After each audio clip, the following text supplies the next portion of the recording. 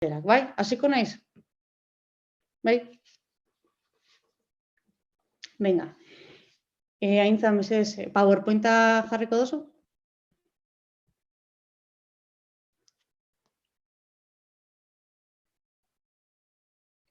Teknologia berriak, ez du ikastaroa jaso gukun diokan. Nik ez dut jaso, aintzan edukator laguntzaile, eskerrak.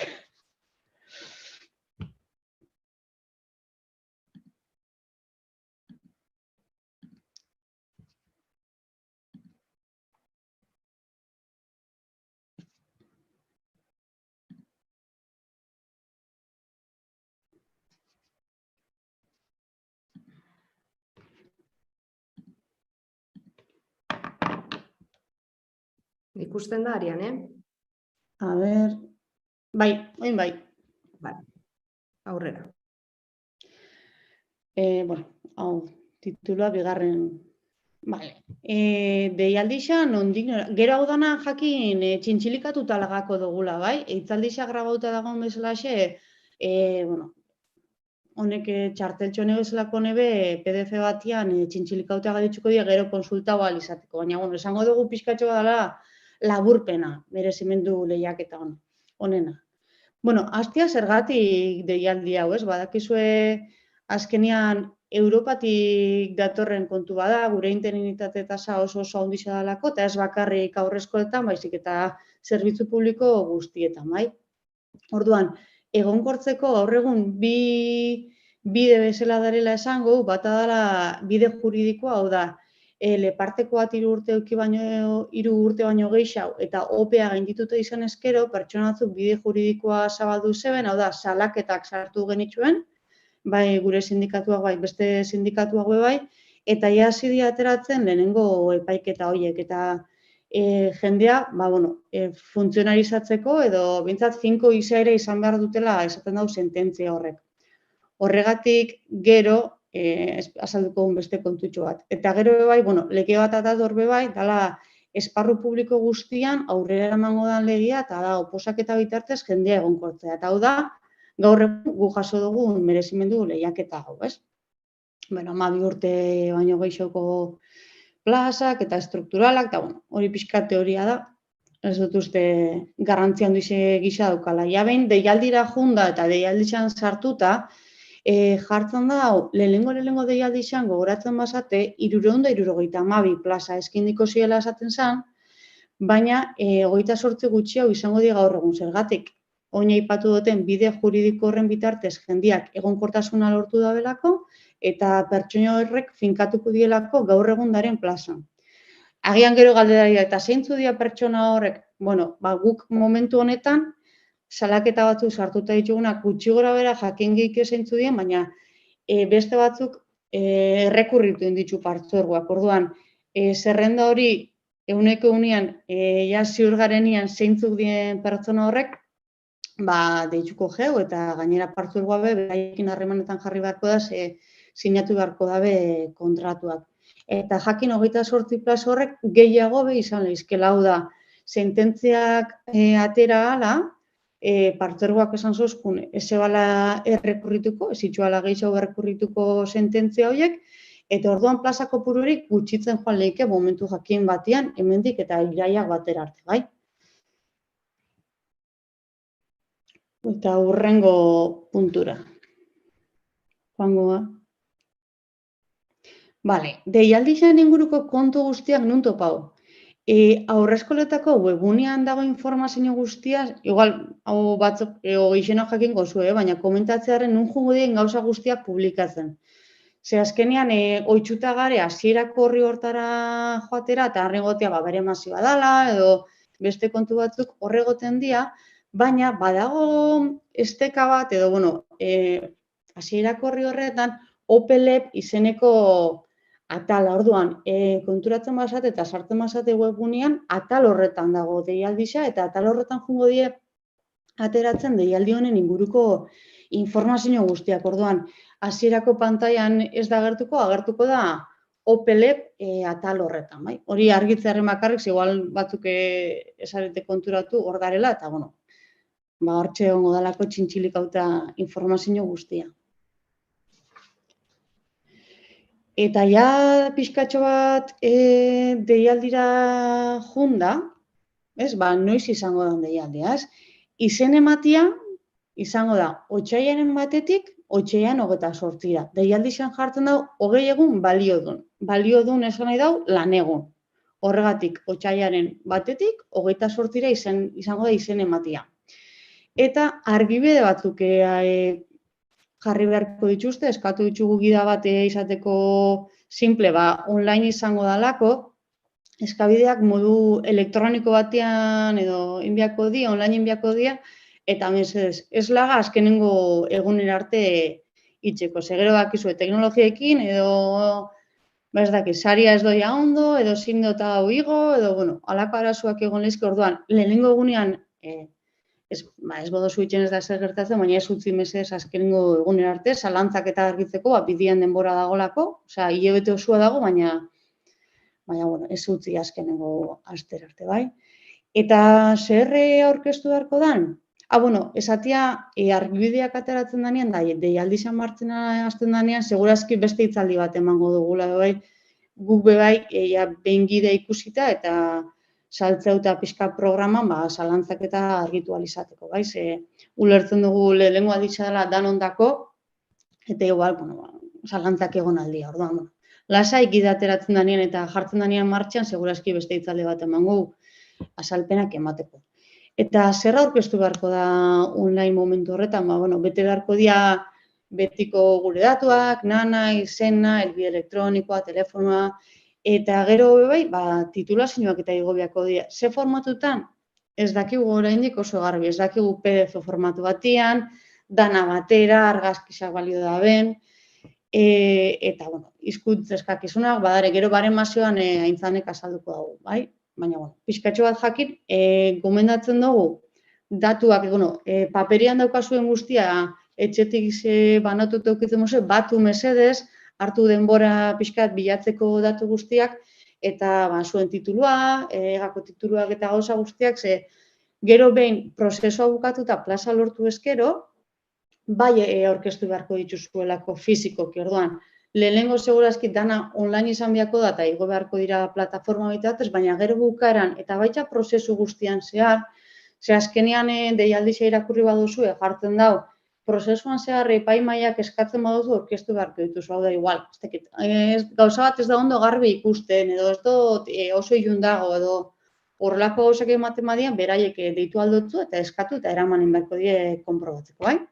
Eta gero tasa bat ordaindu beharko da, oposaketak egiten dien guztietan tasa bat ordaintzen da, gure lanpostuaren araberakoa, ez da beraiek altuntun erabakitako prezio bat, araututa dagoen prezio bat da, eta 15,64 euro izango die. Online, offline leike. Honek zesan nahi dau. Izan ematerako momentuan bertan, egongo da aukera bat, ordaindu ahal izateko tasa hori, eta beste aukera bat izango da gure bankuan, ordaintzia, baina, hori bidan agartuko jarri beharko da izena, onana, o lo que sea, eta ez da gero ziurtagiri hori bidali behar. Gero beraiek konprobatuko da jaso daben dirua, eta ia diruko apuru hori ondo dagoen. Egongo da aukera bebai, gaizki sartu bago dirua, edo ez bada ondo agertzen edo, erreklamatu ahal izateko, edo akats hori zuzendu ahal izateko. Eta gero betekizunetara joango da.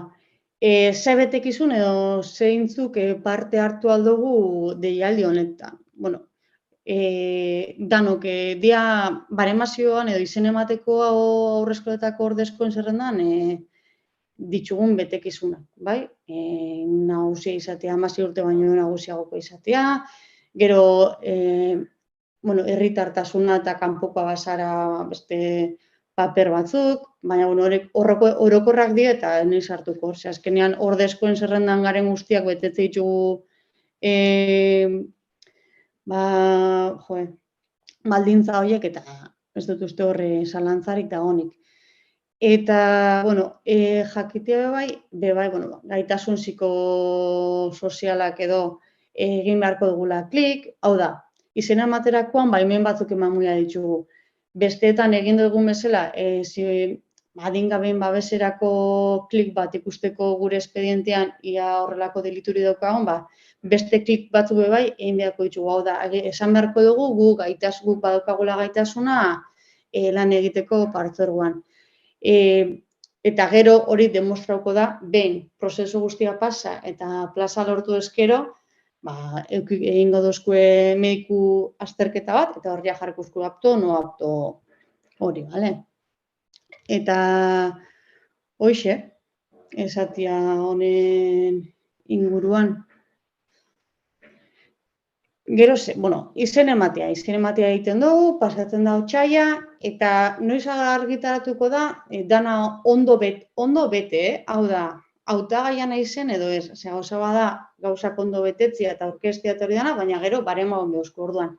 Lehenengo hartuko da zerrenda bat, eta hor esango eusko onartu ekasen prozesuan edo ez. Hor, 10 eguneko epe bat egongo da erreklamatzeko. Onartuak ez bagara, begiratu beharko dugu zergatik eta erreklamatu beharko dugu, bai?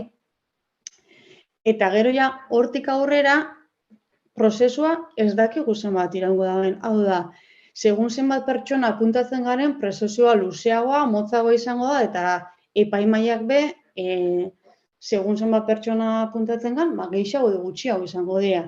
Badakizu epaimaiak pertsona langile finkoak bai egongo diela epaimaietan, bai? Orduan, beraiei lan hori egiteatuko jakue, Eusko Jaurlaritzako norbaitekin batera, baina, orduan, izen ematea egongo da, agertuko da zerren bat, onartuak edo ez onartuak, orduan. Hasiko da prozesu hori, eta agertuko da behin-behineko zerrenda bat, hau da, behin barematzen gaituztenean, agertuko da hautatuen zerrenda bat, eta ordezkoen zerrenda bat esango dugu. Hau da, plaza lortu debenak eta ez debenak lortu. Plaza lortu ez debenaren artean, edo lortu debenak, baina uste debenak puntuazio gehiago eukideako leukela, eukiko da bai aukera erreklamatzeko, bai? Betiko bezala. Honek 10 egun eta hilabeteko epe hori helegiteak aurkezteko, beti prozesu guztietan berdinak die, 10 egunekoa eta hilabete bateko. Orduan, badakizu prozesu guztietan bezala, agertzen denean zerrenda, erreklamatzeko aukera egongo da.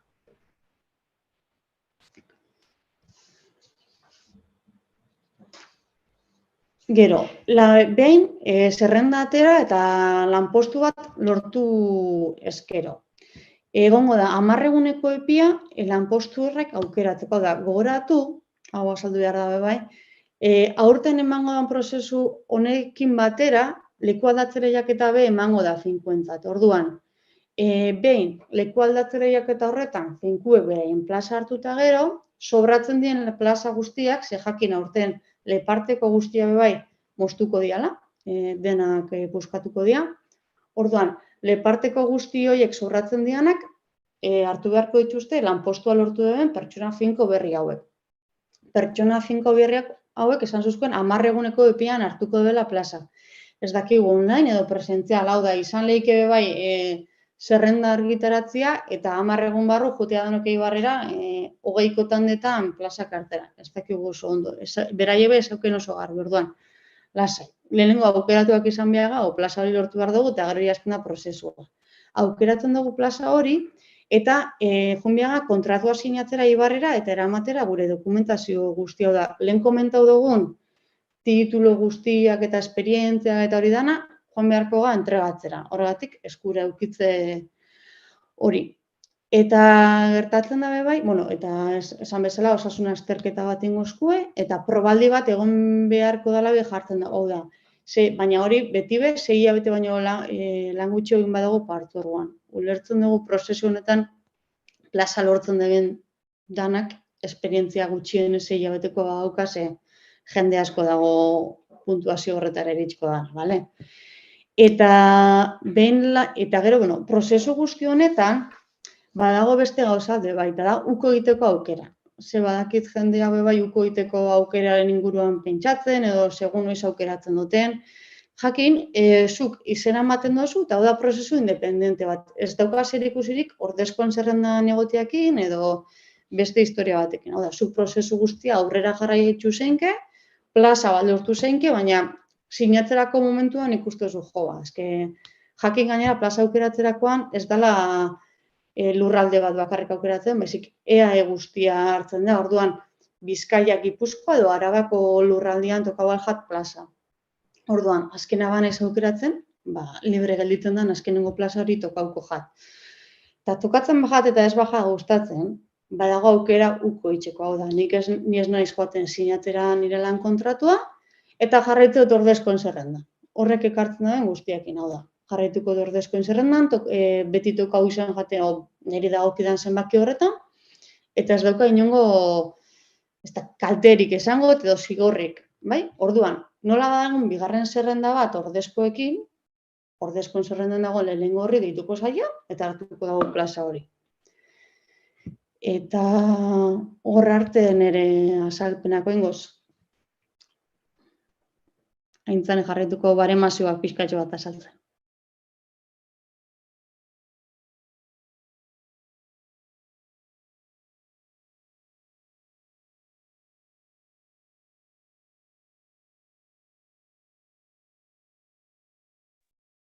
Orain, audioarekin arazoak barkatu. Bale, baremoekin sartuko gara, bale? Uste dut, guztiontza garrantzitsuena dena. Bale, lehendabiziko atalean daukagu aurretiazko esperientzia hezitzaile gisa, bale? Hau da barematuko dena, hemen bi atal ezberdin topatuko ditugu. Alde batetik dago esperientzia orokorra eta beste alde batetik esperientzia espezifikoa, bai? Esperientzia orokor horretan, beste bi atal ezberdin topatuko ditugu. Haurreskola publikoetan hezitzaile moduan emandako zerbitzuak, barematuko dituen atala, eta bestalde, haurreskola pribatuetan hezitzaile moduan emandako zerbitzuak barematuko dituen atala. Bale.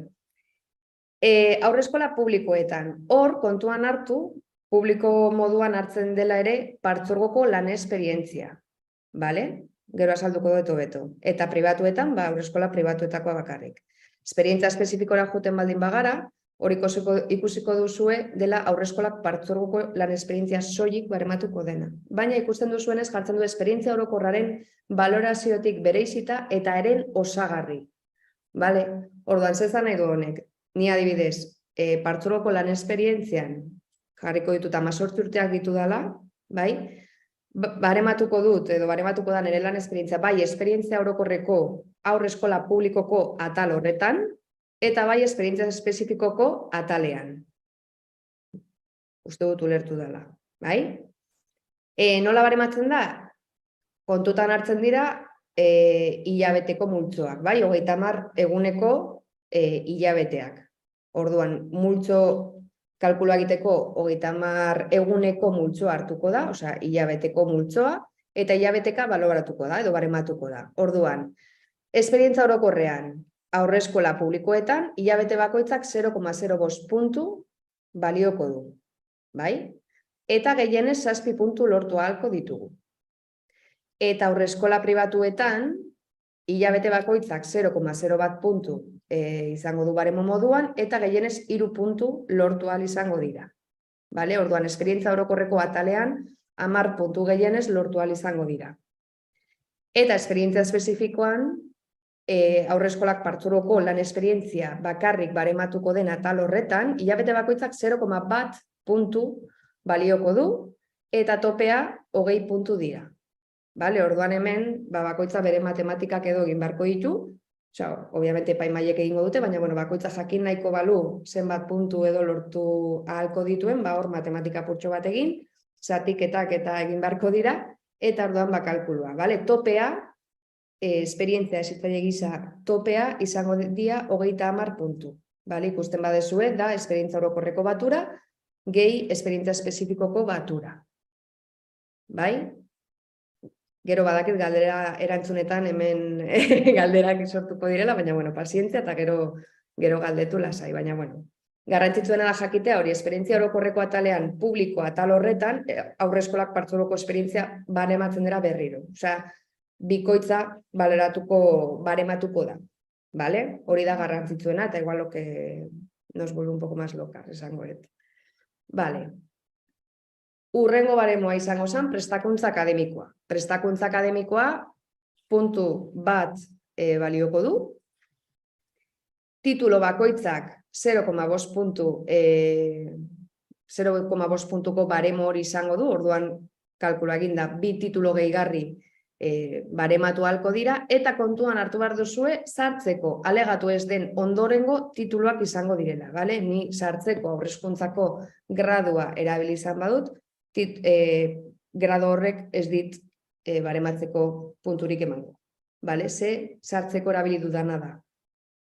Hemen jendea, igual goi mailako titula erabili badu, edo beste zea bat, orduan bai barematuko zaio prestakuntza akademiko hori. Bale? Kontuan izan, deialdi honen baremoak, edo portzentaia ikusita, baremo guztiak hartuta, 175 gutxi gora bera dela lan esperientziaren, edo lan esperientziak izango duela pisu hori, 175ko pisua. Vale? Eta 125 gutxi gora berako bestea guztia izango da, bai? Prestakuntza akademikoa eta horren ikusiko ditugun beste baremoak. Orduan, ze gehiago barematuko da? Barematuko dira hautaketa prozesuak gainditu izatea eta ordezkapen zerrendetan egotea. Atal honetan gehienez 7 puntu jaso ahalko ditugu, bai? Alde batetik, aurreskolak partzuergoan hezitzaile finko izateko 2008an eta 2009an oposaketak egin ziren, bai? Oposizio fase horretan plaza hartu ez bagenu, baina gaindituta baldin baditugu, bakoitzangatik 2,5 puntu jasoko du. Topea 5 izanik, bale? Bani adibidez gainditu badet 2008koa, baina 2009koa ez, 2,5 puntu izango ditut. Bia gaindituta ditu dela, 5 puntuak, eta ez baldin baditu gainditu edo ez naiz aurkeztu, orduan hor punturik ez genuke jasoko, bale? Eta honetaz gain, daukagu aurreskolak partzuergoko ordezkapen zerrendetan egoteagatik 2 puntu jasoko ditu. Bakarrik egoteagatik. Hemen bai, horre sindikatu ezberdinok edo bakoitza bere eskarak izan egin genituen kontu honekin, baina momentuz horrela geratu da, hori bakarrik egoteagatik ja 2 puntu jasoko ditugu, bale? Bale, urrengo baremoa izango ziren ikastaroak, bale? Hemen ikastaroetan topea dia 2 puntu eta ze ikastaro barematuko dira, hor jarri dizuegu, lehen zikloko aurrezkuntzako gaiekin zerikusia duten prestakuntza ikastaroak. Bai aurreskolak partzuergoak, bai hezkuntza sailak, unibertsitateak edo bestelako administrazio publikoek eman, koordinatu edo homologatutako ikastaroak izango dira hemen barematuko direnak. Bale, orduan, puntuak banatuko dira ikastaro horien orduen arabera. Ikastaroa minimo 15 ordukoa izan behar da, barematu ahal izateko. 14 ordukoak edo hortik bera baldin badia, ez dira barematuko. 15 orduetatik 39 ordu artean 0,30 puntu jasoko dira ikastaro horrengatik, eta 40 ordu edo gehiagoko ikastaroa baldin badira 0,50 puntu. Gero ikusiko dugu, ze frogagiriak gero azalduta datoz, nola aurkeztu beharko dira ikastaro hauek, edo non topatu ditzazkegu ikastaro hauek eta bat, bale? Kontuan izan behar dugu, gerta daitekela enpatea egotea, plaza eskuratzeko dauden hautagaien artean, bale? Deialdian jasota dago desenpaterako ze erabiliko dira, edo zeintzuk diran partzuergoak edo adostu dituen merezimenduen urrenkera, edo nola begiratuko da, edo nola ingo dan desenpatea. Orduan, lehen da bizi hartuko da esperientzia espezifikoa, hau da, aurreskolak partzuergoan hautagai horrek daukan lan esperientzia, edo mandako zerbitzuen esperientzia hori, partzuergoa. Gero hautaketa prozesuak izango die kontuan, gero esperientzia orokorra, publiko eta pribatu hori agertzen dana, eta gero beste merezimendu batzuk. Kontuan izango dira desenpaterak. Lehenengo hartuko zan, enpatea baldin badago jaitziko ginateke hurrengora, enpatea baldin badago hurrengora, eta holan. Hori da prozesua. Orduan baremoak, printzipioz horiek dira, alde batetik lan esperientzia eta gehien puntuatuko duena, bestalde oposaketak eta zerrendan egotea, formakuntza, gradoak edo goi mailako teknikari titulu horiek, eta laugarren baremoa ikastaroak. Hau edia, haurreskolak partzuergoko merezimendu lehiaketa honetan barematuko diren atalak. Bale, eta orduan frogagirietara pasatzen gara. Bai? Nola edo zer aurkeztu beharko dugun aurreko baremo guztiak justifikatzeko. Bai? Edo ze ziurtagiri behar diren edo danalako. Orduan, alde batetik, emandako zerbitzuen atalari dagokionak, bale? Lan esperientziari dagokionak. Aurreskoletako lan esperientzia ofizioz barematuko da, bale? Aurreskolak partzuergoa egingo duena da ofizioz hartu lan esperientzia hori. Orduan, ez dugu ezer aurkeztu behar. Partzuergoak enpresak egingo du berak ofizioz baremo hori. Ze gertatzen da kanpoko lan esperientziarekin? Hor bai, orduan deialdian agertzen da ze ziurtagiri mota edo aurkeztu beharko dugu. Bale. Deialdian ikusten duzuenez agertzen da alde batetik zerbitzu horria. Jartzen du dagokion hezkuntza administrazioko organo eskudunak emana, honako jasotzen dituena, lanpostuaz jabetzeko eta usteko data, kidegoa eta espezialitatea. Bai? Ulertzen dugu zerbitzu hori izango dela publikan daukagun lan esperientzia ziurtatzeko edo barematzeko edo justifikatzeko. Bai, ze badakizuenez, ezigunean zerbitzu hori lortu daiteke eta normalian sigillo ofiziala darama edo QR kode bat edo dana edako. Bale? Gero daukagu, lan kontratua, non lan kategoria adierazten den eta gizarte segurantzako ziurtagiria, non agertuko den alta data, zentroaren izena eta altan egondako epealdia. Atal honetan ulertzen dugu dela, pribatuko lan esperientzia adibidez aurkezteko modua. Bai? Lan kontratua aurkeztu beharko genuke, baina horretaz gain gizarte segurantzako adibidez bizitza laborala. Ze bizitza laboral horretan ikusten da ze epeetan egon garen lanean, zein izan den zentroaren izena eta hori. Datu guztiak nolabait ziurtatzeko lan kontratu hori egokia dela eta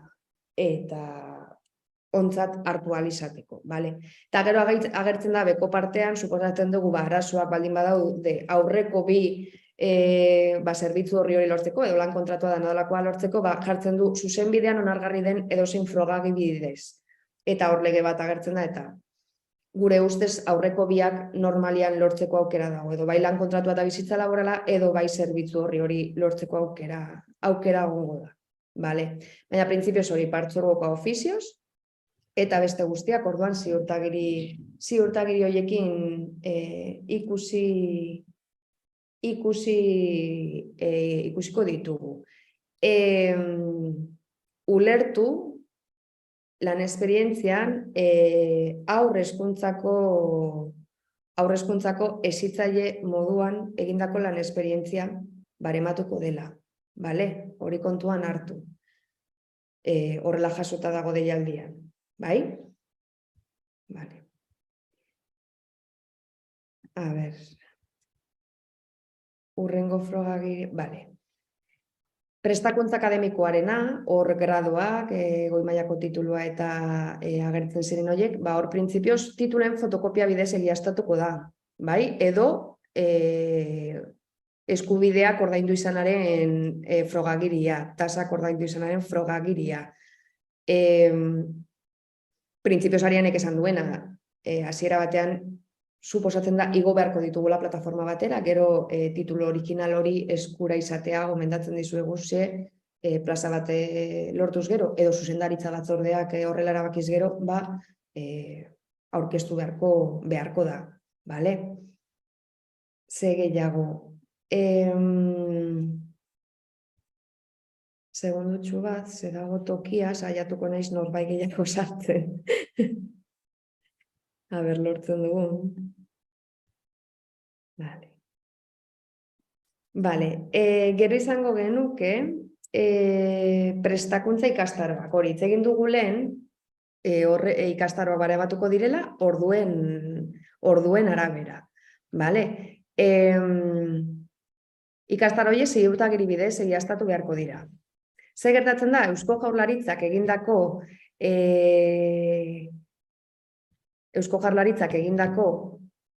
edo emandako ikastaro horiek ezigunean lortu halko dira, edo aldira, ze hor daude jada. Vale, orduan, jarri dizuegu hemen pantailazo txiki bat, ez dakit ondo ikusten den, bestela gero ni sartuko naiz nire zigunean, eta ete importa, eta erakutziko dizuet nola egin. Baina, bueno, hor sartzen zaretenean ikusiko duzue alde batean jartzen gure datuak agertzen direla, bai? Datu horietan momentu batean jartzen du uste dut ikastaroak edolako zer agertzen da, nire ikastaroak ikusten duzu hemen, eta botoitxo bat dago, bai? Eta jartzen du nire ikastaro guztiak ikusi. Hor klikatuz gero, zerrendatuta agertzen dira Eusko Jaurlaritzak dituen ikastaro guztiak. Hautagai bakoitzak egindako ikastaro guztiak. Nire kasuan, adibide moduan zuen jakiteko, agertzen dira Haurreskolak Partzuergoko egindako edo beraientzat amaitutako ikastaro guztiak, eta horietaz gain, adibidez psikomotrizitatean egindako ikastaroak Eusko Jaurlaritzak ematen zituelako eta homologatuak daudela. Bale, orduan, zerrenda horren ondoan, botoitxo bat agertzen da, titulo bakoitzaren ondoan edo ikastaro bakoitzaren ondoan, deskargatzeko aukera emanez. Deskarga hori egiten baldin badezue, PDF bat sortuko da, zuen ordenagailuan direktamente deskargatuko dena, eta PDF horretan, beko partean ikusiko duzue, ja QR kode batekin doala, bale? QR kode horrekin ja, digamos, ziurtatzen da, que la copia es buena. Esango dut edo partzuergoarentzako ja hori da konpultsazio baten modukoa, bale? Horrek ematen dio ziurtagiri izaera hori, bai?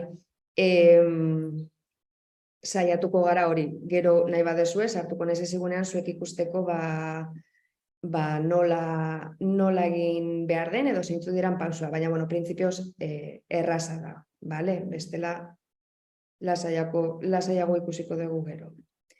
Bale.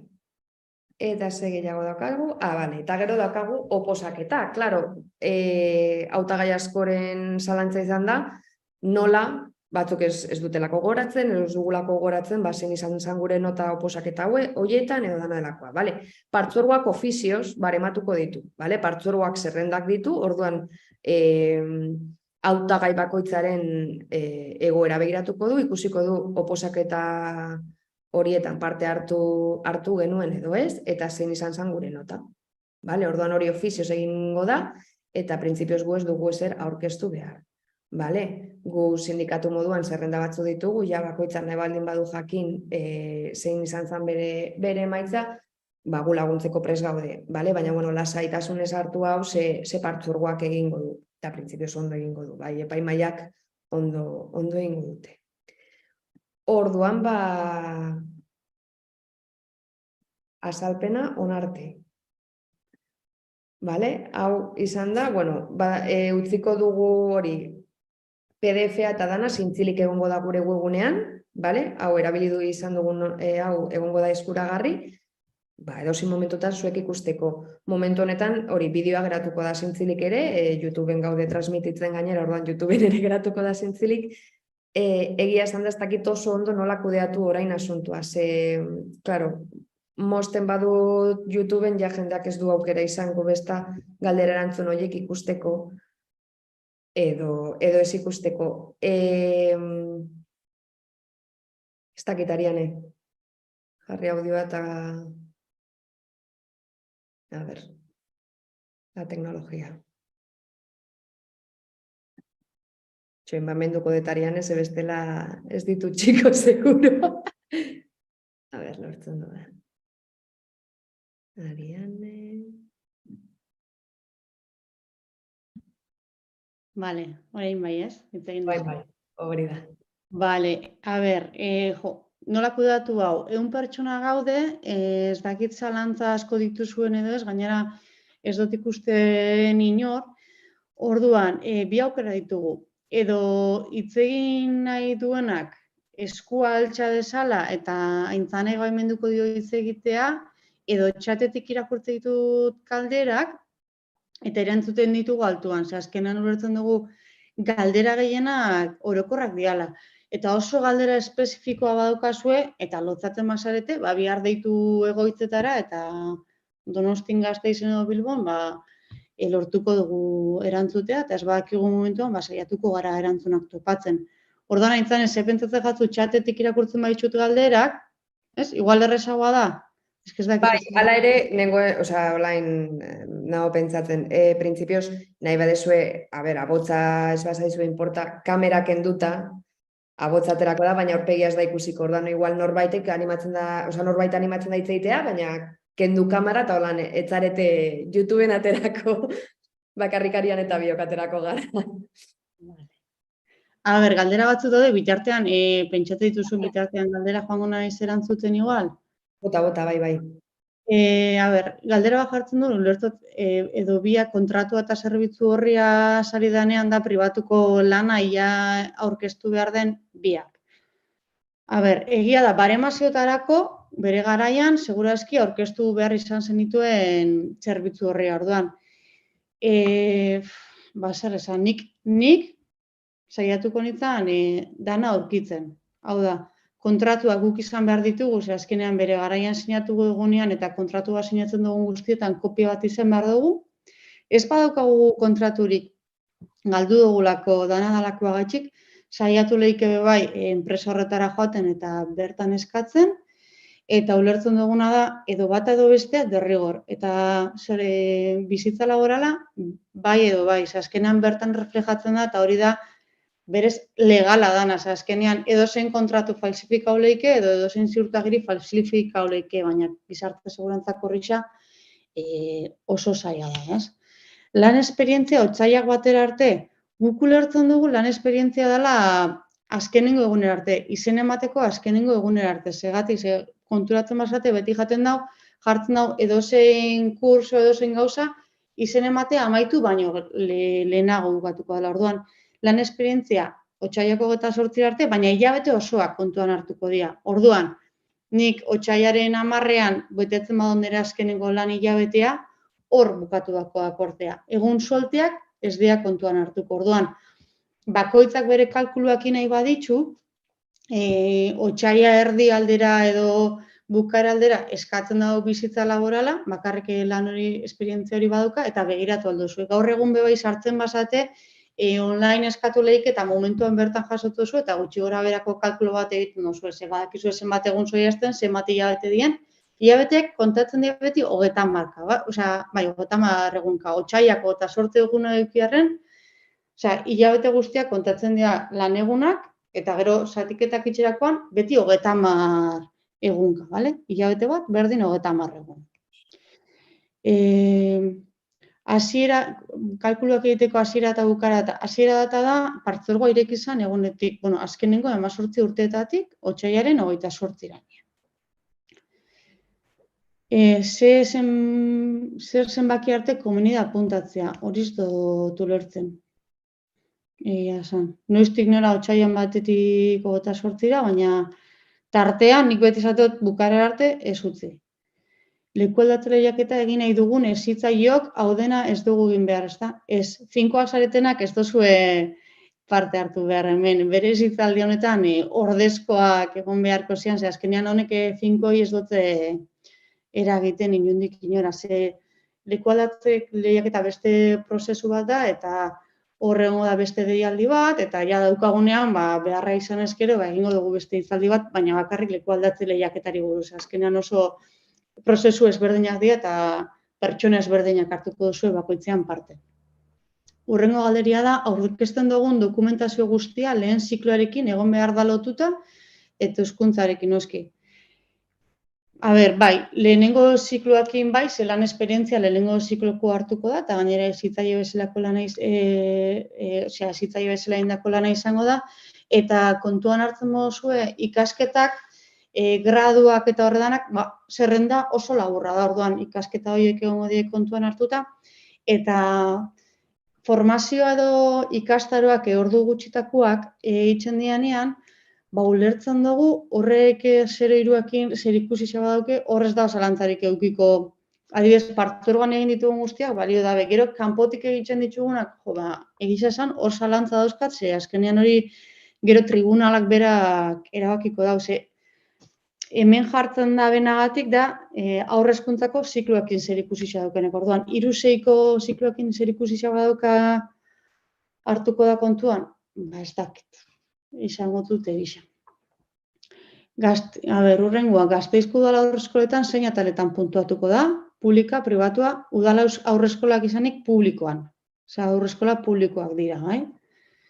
Gero, euskara titulu guztiak puntuatzen dira, hau da, A, B, EGA hizkuntza eskola, ez, azkenean, hizkuntzetan ez da ezer puntuatzen, eta EGA nola derrigorrezko gauza badan sartu ahal izateko zerrentan ez da puntuatuko bez. Gero hor deialdizean, hau igual aintzan ez dugu azaldu. EGAren inguruan jartzen da, ez dagoela zertan igo, euskararen ziurtagirien erregistroan egoten bada. Hau, osea, benetan, YouTubeen jartzen duzue euskararen erregistroa, agertzen jatzuen ja link bat, sartzeko aukera dago izenpe bitartez, edo baku. Bina da, bai, baku izenpe. Eta hor begiratu aldozu, ia zure titulua igota dagoen. Nik gaur goizian nahi dez kuriositate sartu nez, eta nire igota dago, eta nik ez dut inora bidali, eta ez dut egin ezer, Orduan, txorrada bada Googleen sartu, euskera titulen, nola esan dut, erregistroa barkatu, eta begiratzea da. Gero, jakinda ez dugula lortuko plazarik merezi du parte hartzea? Ba ez dakit, horria bakoitzak pentsatu beharko dau. Ez dakit zergatik uste duzun ez duzula plazari lortuko. Igual oso zerrendan oso atzian basar eta ez badituzu oposaketakin eta segurazki ez duzu plaza lortuko. Galtzen dituzu denbora eta 15,ez euro. Niretzat, olako prozesuak 15 eurok ez botu asko suposatzen, balio dau jakiteko bai olako prozesuak zelan funtzionatzen da ben eta esperientzia bat da. Baina, hori ja gero denbora eta dirua da galtuko zona. Ze ez baduzu ezer lortzen eta ordezkoen zerrenda horretan, hau da, plaza lortzeko ordezkoen zerrenda horretan ez basa oso goizan gelditzen, ez da esertarako balio, azkenean jarraituko duzu ordezkoen zerrendan berdin, bale? Jartzen da, formakuntza bakarrik, administrazio publikoak bakarrik onartuko dira, enpresa pribatuek, enpresa pribatuak emate dituztenak homologatuak izaten dira askotan, horregatik da garrantzitsua homologatuak izatea. Hau da, ikasik 0 urteko formakuntza begiratu beharko genituzke ikasikoak ia 15 ordu baino gehiago dituen, baina adibidez badaude online enpresa pilo bat ikastaroak emate dituztenak, diru ordaindu egite dituzu 2-3 astean eta segun zenbat ordu daukaten, lehen jarri dugun bezala, hainbat puntu emango dute. Ez basarik gainera, baina kontuz, 2 puntu dira maksimo, hau da, 2 puntutik gora ikastaroak egiteagatik ez dau balio. Orduan, begiratu lehenengo ezigunean, ia zenbat orduko ikastaroak dituzuen, eta ondiokan denbora zainbeste ikastaro bat, edo 2 egiteko igual eskola pribatu horietan, bai? Online sartzezate, formación online kursos, homologados 03, eta aukera pilo bat, presio pilo batean agertzen dira, bai?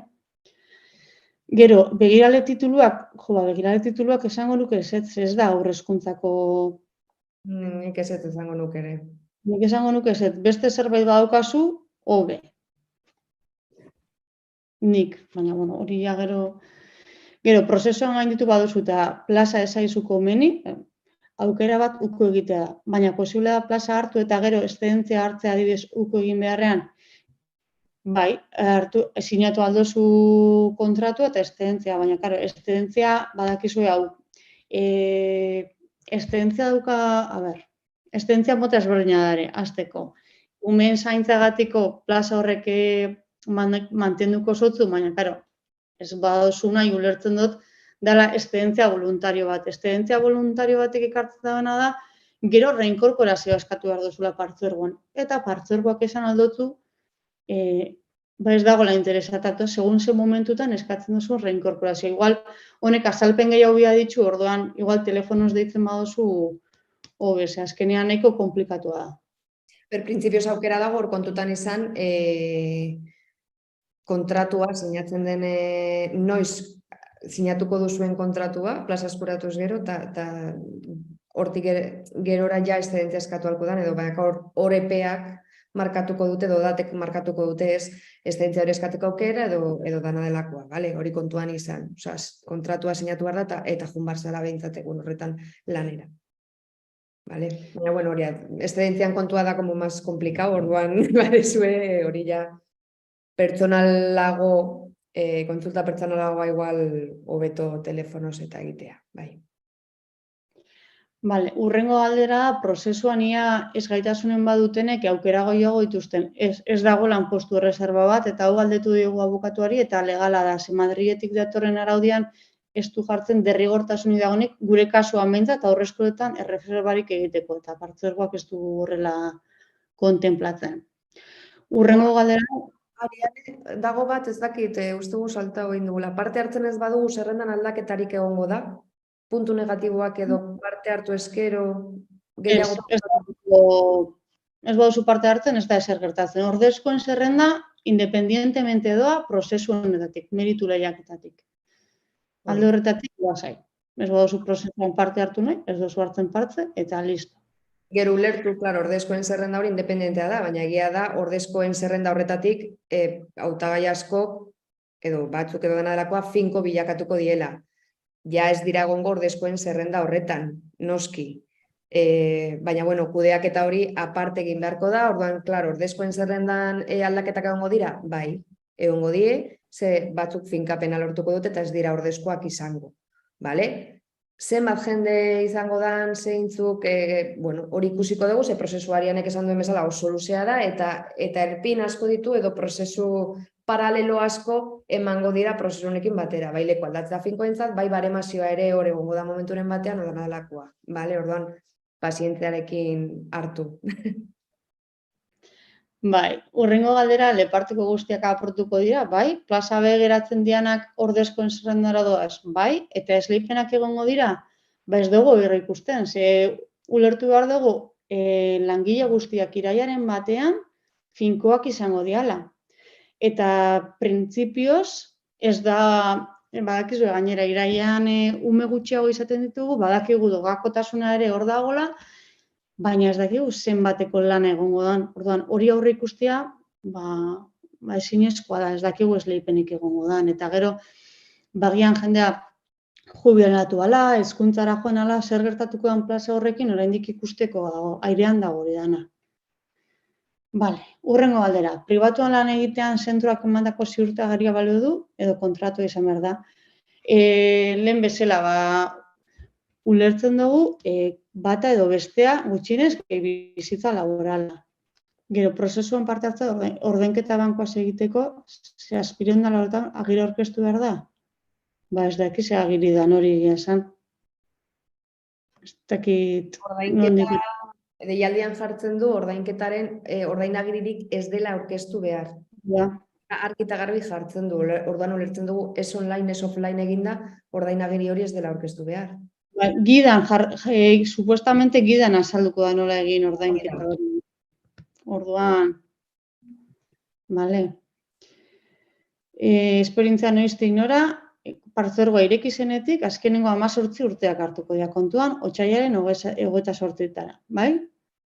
Gero galdetzen dute, esperientzian egon bazara puntuatzen dut arte hori, kontratuarekin egon bazara bai, bestela ez.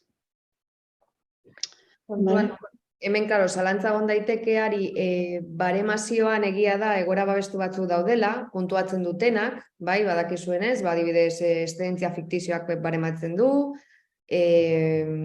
amatasunak barematzen da, eta bar, naizta kontratupean ez egon, bale? Egoera babestuak deitzen dienak dia horiek. Ze gertatzen da deialde honetan? Deialde honetan lan esperientzia barematzeko zerbitzu aktiboan emandako lan esperientzia barematuko dela. Eszedentzia fiktizio bat ez da zerbitzu aktiboa adibidez. Bale? Hori kontuan izan, kalkuluak edo egiten dituzuenean. Bai? Bakarrik zerbitzu aktiboan egondako denbora hori barematuko dela. Vale, urrengo galdera da, goi mailako heziketa berezioak baliokideak puntuatzen duen. Ez. Zerrenda mintzat, ez banago okerre, aintzan ez da agertzen. Urrengo galdera da, otsailean 1-tik 28 tituluak aurkeztu beharko dira, bai, aurkeztu beharko dira, baina ez dakigu nola. 1-tik 28 aurkeztu behar da dana, barematu izen eman eta barematu nahi duzun guztia. Bale? Gero, haurreskuntzako diplomatura baliogarria da. Karo, haurreskuntza da edo sarbidea, hau da, edo derrigorrez izan behar duzu izena emateko, edo adibidez, diplomatura eta goi mailako zikloa badaukat haurreskuntzan, baliogarria da puntuatzeko. Ze bat erabiliko dut parte hartzeko bezala izango dugu, oinarri bezala, eta beste izango da puntuatzeko. Gero, posak eta arruntak, ez dugu aurre ikusten egongo diala, ze momentu honetan 300 piku plaza hauek finkatzen denean, haurreskoletako langile guztiak 100% finkoak izango dira. Orduan, ez dut uste, urrengo, 3 urtetan edo, legeak esaten dau, 3 urtero posaketak egin behar diala. Orduan, denbora, ez dakigu egongo dira. Urrengoa da, prozesu honen ondoren ulertzen da plaza lortzen ez dutenak, operen bat gainditu duketa, logikena epeitra. Bai, aukera dago, eta orain ere aukera dago bide hori zabaltzeko.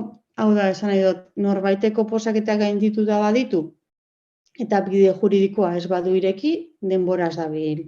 Bide juridikoa erabiltzeko ez dakiguna da, ia denbora emango dion, deialdi honetan edo azken hilabete hauetan epaileari bere epaia emateko eta finko izaera lortzeko. Orduan, aukera bat da eta interesatuta dagonak deitzeko eta azalduko diogu telefono hobeto zela goian prozesu hori, bale? Finkoek noiz izango dugu esleipena ez badakizue? Guk nola jakingo? Finkoek izango dituzte lekualdatze lehiaketa. Ez dakigu noiz izango dan. Oraindik ez digute argitu eta udaberrian izan behar da, derrigor bai edo bai, ze beraiek uste dituzten plaza horiek, lehen esaldu bezala, hartuko dituzte prozesu honetan plaza lortu dutenak, eta denak iraiaren batean lanean egon behar dira. Orduan, iraiak bata baino lehenago, lehenengo egingo dute lekualdatze lehiaketa finkoek, eta gero aukeratu beharko dute finkotasuna lortzen duten pertsonek. Bak ziurtagira zertarako gomendatzen dute ateratzea. Azkenean lehen esan duten, adibidez, euskararen ziurtagira egota daukat ikusteko, baku txartelarekin lortzen da. Adibidez lortzen da, osasun zentrora jun, Osakidetzako anbulategi betera jun, eta baku txartela lortu nahi duzula esaten baduzu, aukera dago, beste aukera bat kasetagunen bitartez, online ere aukera dago, Nik online adibidez ez neban lortu. Orduan, osasun zentrora joan nintzen, baina badago aukera udaletxe batzutan behitzen dabe, eta kasetagunetan aukera dago baku txartel hori lortzeko. Azkenean da, ziurtagiri bat esango dugu, erabiltzaile bat, pasaitz batekin, eta gauza ezberdinetarako balio du, halako gauzetarako edo Osakidetzako zure karpeta ikusteko, digitalizazioan mundu honetarako giltza bat dela esango dugu. Lanaren modukoa, baina digitalean daukazu, eta orduan hemen Eusko Jaurlaritzarekin egiteko tramite pilo bat errestasuna ematen du. Kasu honetan ikusi Airenek aipatu den moduan euskarako titulua lortzeko baku edo izenpe behar dezu, eta orduan gomendagarria daukitza, baina hori ja bakoitzak hiritar moduan hartu behar duen erabakia da esangoet. Horrengo galdera da, orduan, eszedentzia hartu baduzu eta lepartekoa bazara, puntuatuko luke, ezta? Bai, lepartekoek eta eszedentzian egon direnak, bai. Baina umeen zaintzarako eszedentzian leparteko gabe egon bazara edo kontratu gabe, nik hartu aldi izan dut. Kaldera goia oso pertsonalak dira, orduan, kontuz, abertze ulertzen dugun. Ni lepartekoa banaiz eta umeen zaintza bateko eszedentzia hartu badut, puntuatuko dut. Ordezko simple bat banaiz eta umeen zaintzarako eszedentzia fiktizio bat hartu badut, ez dozta puntuatzen, bale? Hori ezberdintasuna kontua neuke. Ze zerbitzu aktiboa kontsideratu daiteke soilik eta kontratupean balago. Gauza horiek kontuz. Gero, bi opetan guztira badakizu zenbat pertsona gainditu zuten opea, eta plaza hori, egia esan ez dakigu zenbat pertsona geratu ziren. Gauza horiek ja oso zaila da kalkulatzea, ez dakigu ez da zenbat pertsonak hartuko duten parte, badakigu jende bat hezkuntzan ere badagoela lanean, baina agian berriro itzuliko da, orduan hori da futurologia egitea, eta egia esan, ez naiz ausartzen hori egitera. Bai, 2008-2009ko ope zerrenda publikoak izanik ez daude denontzat eskuragarri, egon ziren bere garaian, baina gero kendu zituzten, eta gu dauzkagunak hori da hemen gure odeian topatu ditugunak, ez da egikigu definitiboak diren, zekar orain dela 17 urte, zaintzan ez nien geunden hemen, ez liberatu bat bera ere ez. Orduan, orain dela 17 urte gauzak desberdin egiten zian, eta dauzkagu zerrenda batzuk, ez dakit azkenak dian, baina hori partzuergoak ere ez ditu publiko egin momentu honetan. Gero, beste prozeduen plaza lortu dutenak, 28 izena noiz jakingo ditugu. Guk eskatu ditugu izenak, eta oraindik ez ditugu jaso. Orduan, ahalik eta azkarren, azkenean pertsona horiek salbuetsita daude parte hartetik, hau da, finkoak izango dianez, esan ziguten lehenbailen jarriko diala harremanetan, azkenean kontratuak sinatu behar dituzte, baina.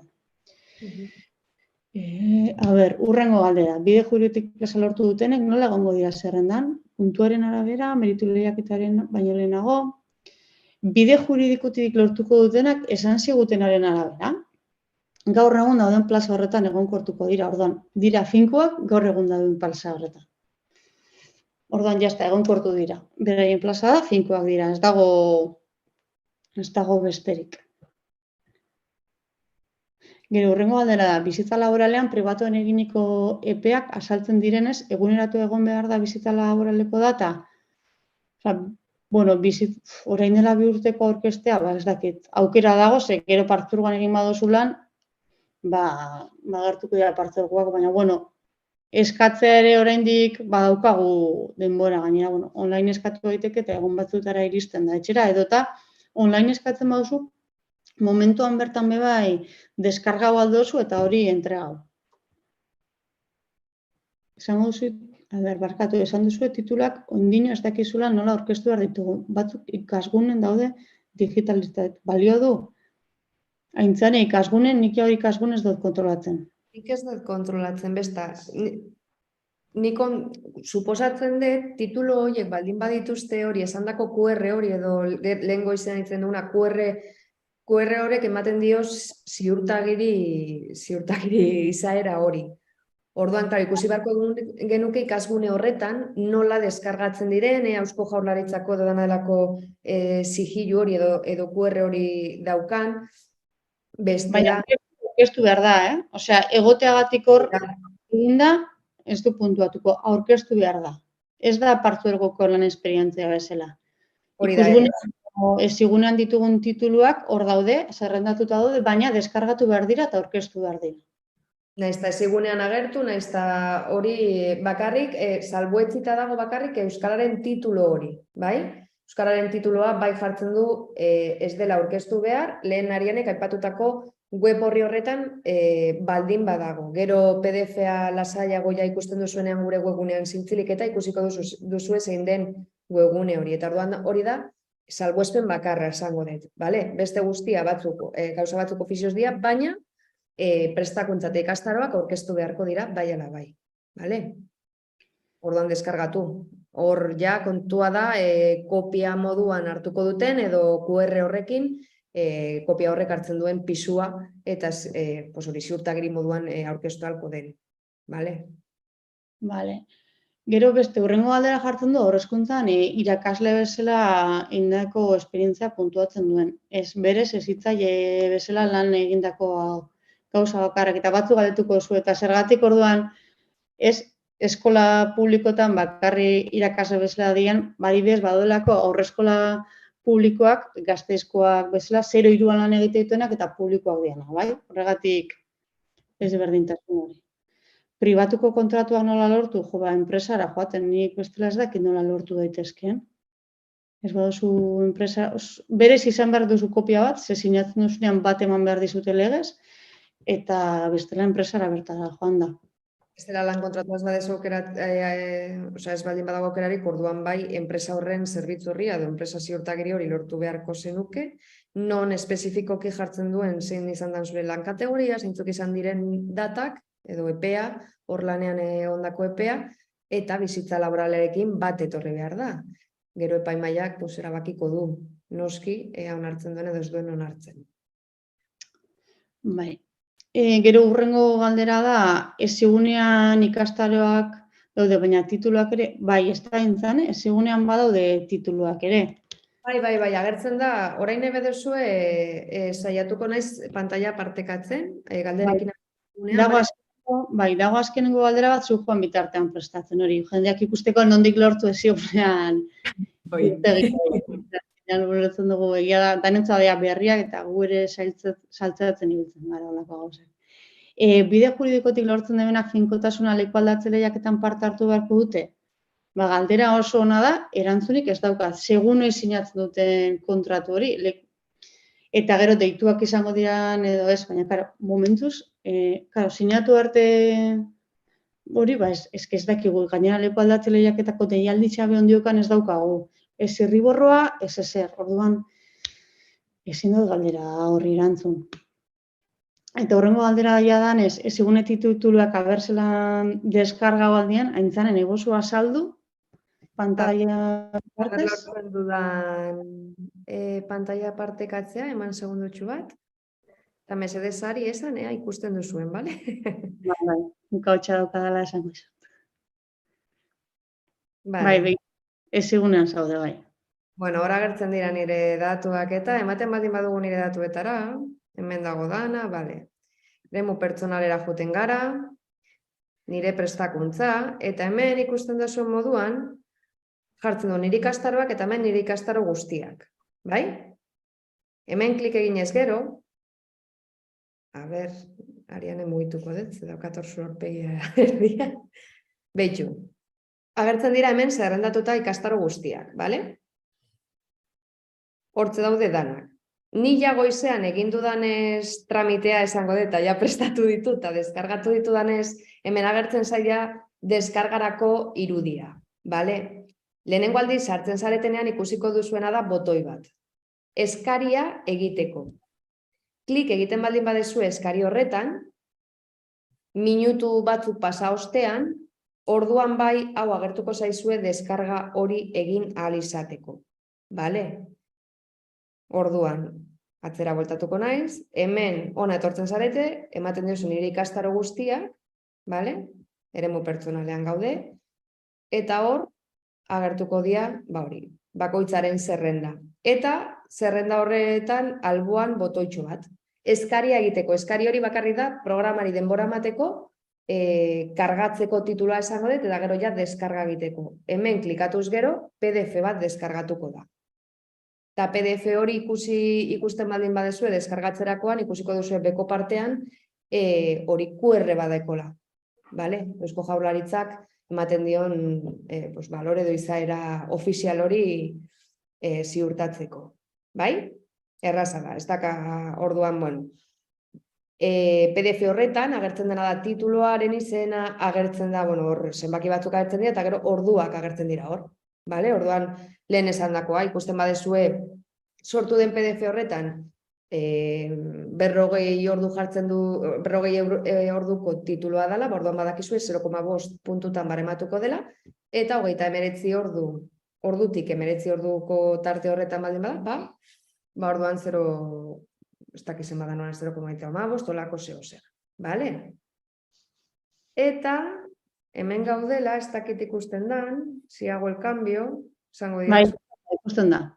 Beitu, hemen da euskara tituluen eta ziurtagirien erregistro bateratua. Hau da, bakoitzaren euskara titulua agertzen den web horria. Karo, herritarren sarbidera sartu beharko ginateke, eta hemen ikusten dezuen moduan, baku eskatzen du, edo ziurtagiri elektronikoa, edo beste erabiltzaile batzuk, baina normalian baku da daukaguna, orduan jarraitu botoiari sakatuz, zure pasahitza eta erabiltzailea eta dana sartuta, baldin badeko zue, agertzen den lehenengo leio horretan, ikusiko duzue zeintzu diren dituzuen euskara tituluak. Direktamente, ez daka misterio gehiagorik esango dut. Hau da, webgunea, bale? Orduan, hemen sartuz gero, izenperekin eta ikusten badezue hor, zue izen abizenak eta euskara tituluak agertzen direla, orduan ez duzue zertan euskara titulu hori aurkeztu behar, printzipioz. Beraiek konprobatu ahalko dutelako. Bale? Eta hori. Daukat YouTubeen, galdera batzuk, txata daukat irekita. Bai, eske, klaro, egon behar gara hemen. Bieta, Bai. Bueno, lehengo galdera berok egin digu, eta seme alabak zaintzeko eszedentzian egon da, posibila da prozesuan parte hartzea. Printzipioz bai, kontuan izan behar duzue, disponible egon behar zaretera, iraiak baterako. Hori da baldintza bakarra. Jarraitu eszedentzian egon zaitezke, baina gero, iraiaren batean disponible egon behar zarete lanpostua eskuratu ahal izateko. Bai? Beste bat, kontzik galdetzen digu, hau guztiarekin ordezkoen zerrendan mugimenduak izango dira, balen komentatu duguna. Bai, noskiz ordezkoen zerrendatik aterako dira finkatuko diren hautagaiak. Batzuk behintzat bai, eta orduan horrek baldaketak ekarriko ditu. Bale, gero ikusiko dugu baremazioarekin eta nola geratzen den zerrenda definitiboa, baina, klaro, prozesu honen amaieran gertatuko da hori, orduan, momentuz pazientziaz hartu. Bale. Beste bat, finkotasuna lortzen badugu, irailean hasiko ginateke aurreskolan hartutako plazan, bai, irailaren batean, bakoitzak hautatutako plazan, egongo da ja lanean. Bale? En printzipioz danok finko izaera horrekin. Eta azken galdera, YouTubekoa da, partzuergoan egindako ikastaroak puntuatzen dute, bai, puntuatzen dute, eta orain ikusi dugu nola lortzen diran, bai? Ezigunean dituzue eta hortik deskargatzeko aukera dago, ze ikastaroak bai, aurkeztu behar dira. Partzuergoak ez du ofizioz horiek barematuko. Bale? Eta ez dakit galdera gehiago ditugu, nari? Gero galdetzen dute, zigunean ikastarako agertzen dira, eta tituluak suposatzen dira graduak, eta ez dakit, izaten badituzu agertuko dira, baina aurkeztu behar da, puntuatu nahi baduzu aurkeztu behar da, orduan izan eskura, bai. Printzipioz agertzen da, ze titulo daukasun, baina ez tituloa deskargatzeko aukera. Claro. Se Eta nahi aurkeztu badozu, bai. Claro. Ni printzipioz ulertzen dut, tituloa bakoitza daukala bere tituloa etzean, eta ez baldin badezu, eta lortu nahi badezu, badakit ez dekola, eskatu behar dezula adibidez unibertsitatean, eta bueno, denborarekin eskatu behar direla horiek. Agian espediente akademikoa aurkeztuta onartzen dabe, baina ja hor... Kontuz, hori da. Bai. Vale. Gero galdetu dute, behar bada komentatu ze, noizko jakingo dugun plaza lortu dugun edo ez. Ba, ez daude data jarrita prozesua, bakarrik noiz izangoan izen ematea. Eta gero dagoen jende volumenaren arabera joango dira argitaratzen gauzak. Orduan, plaza noiz lortu duzuen jakingo zuen, ba, nik aurre ikusten dut, ekaina bukaera uztailean, horrako ja jakin behar dugu, ze irailaren batean lanean egon behar gara. Orduan, irailaren batean lanean egoteko, uztaila ingururako prozesua bukatu eta egon beharko litzateke. Bezala, ez dakit abuztuan ere egingo dan edo ez, baina ez da abuztua azkenean beraientzat ere oporri hilabetea da ere. Orduan ulertzen dugu, uztaila bukaera arte luzatu daitekela prozesua, zuek jakiteko. Ez dakit norbait ausartzen den ahoz galdetzera zerbait. Bueno, ikusten dut galdera benaiko orokorrak, eta bestela gero edozein zalantza sortu bajatzu bai, deitu telefonoz eta edo e-mailez ere galdetu aldozu eta saiatuko danak erantzuten. Bai, hurrengo egunetan hori utziko dugu PDF-a zintzilik, YouTubeen transmititu dugunez bideo ere geratuko da grabatuta, saiatuko gara hori. Momenturen batean, aurpegien bat agertzen bada edo, lasai kudeatuko dugu ez ere agertzeko eta problemas del directo, Eta utziko dugu hori, deialdiarekin batera, gure PDF hau laburpen moduan ere zintzilik, eta igual ere galdera ohikoenak idatziko ditugu eta haien erantzuna, bale? Hor eskura izateko, baina lerearienek esan duena. Telefonoetan gaude, deitu lasai, eta hitz egingo dugu. Pazientziaz hartu, patzadas, eta gida ateratzen danean, saiatuko gara edo egingo dugu hori, beste hitzalditxo bat edo ikusten badegu erraza dela dorakoa, bideo bat, esplikazioakin, bueno, eskura izango duzu gure azalpena seguro. Vale, ez dakit beste galderarik dagon. Galdetzen du, ez dakit erantzun dugun, jartzen du bide juridikoatik lortzen badugu finkotasuna, aurten leku aldatzera joan gaitezke? Horrean galdetu dute, eske ez dakigu, oraindik ez dute sinatu, lehenengo sinatu behar da. Epeak zuztu izango diren oso zaila da kalkulatzea. Orduan ez dakigu. Bai. Gero azkenengo galdera bat oin ikustutola, goi mailako titula ez badukagu, baina ordainagiria bai balio du. Bai, ordainagiriak balio du. Bai. Gero, azkena plazak ikusi eta oso urrun badira, ez esan dezakegu, bai, gertatzuk egiterakoan prozesu guztia, plaza bat oso urrin badaukazu eta ez baduzu nahi, ez zara joaten sinatzera kontratu eta lehen esan bezala ez dauka inongo ondoriorik. Joango zean, ordezkoen zerrenda bat egongo da emerituetan, eta hurrengoari emango zaio, bale? Eta ordezko bezala jarraituko zenuke. Bai, hitzaldia grabatuta geratzen da eta txintxilikatuko dugu. Eta, barkatu, igual batzutan askarregi joan bargara edo lo que sea, sentitzen dugu, 200 pertsona egon zate eta pilo bada, ikusten dugu interesa badagola eta posten gala horregatik bai.